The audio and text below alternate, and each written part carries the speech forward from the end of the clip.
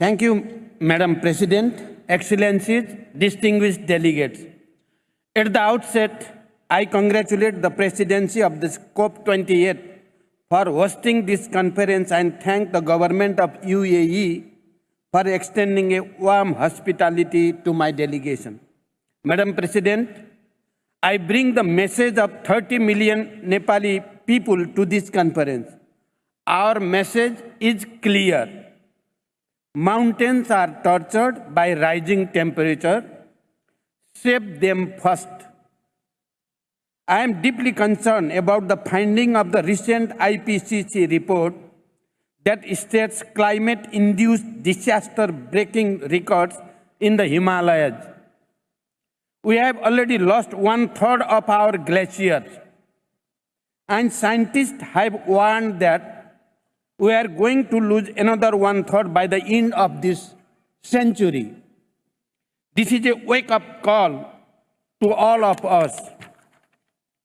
The Himalayas are foundation of human civilization, ecosystem and biodiversity.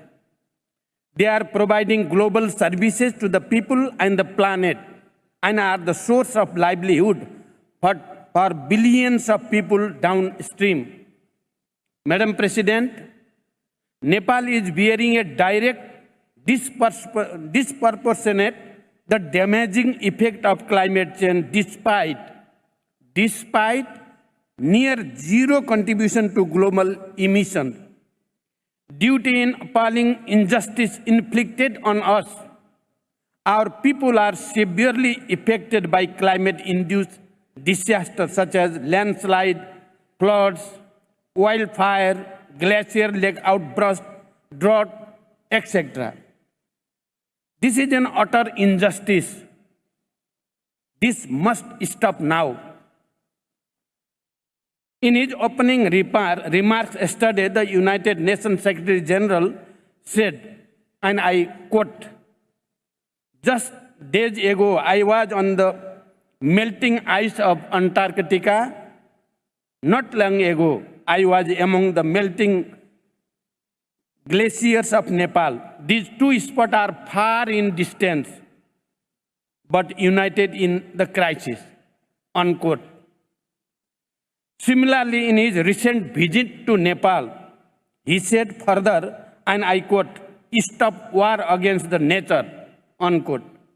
This was his reaction after having witnessed the disastrous impact of climate change in the mountains.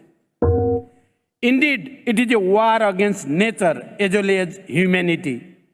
We are waging war with ourselves and the future generation only to satisfy our short-sighted and self-serving interest. So, I stand here for climate justice for my innocent people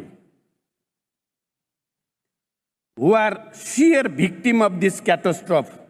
Madam President, recently I unveiled the National Adaptation Plan and NDC implementation guideline with clear roadmap and strategies. Nepal is fully committed to the Paris Agreement.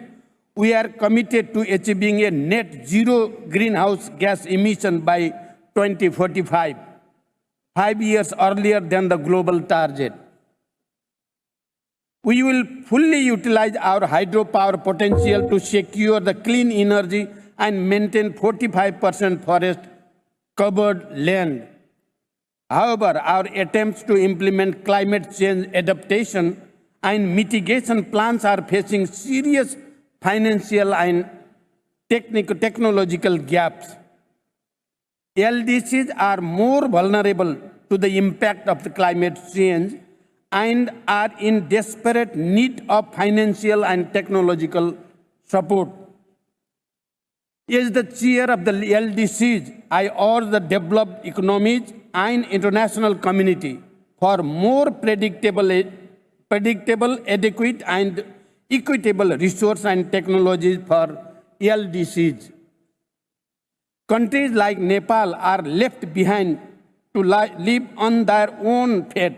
Therefore, I want to reiterate the following points. Number one, developed countries' pledges and action do not correspond with each other. They must raise their ambitions and fulfill their commitment urgently.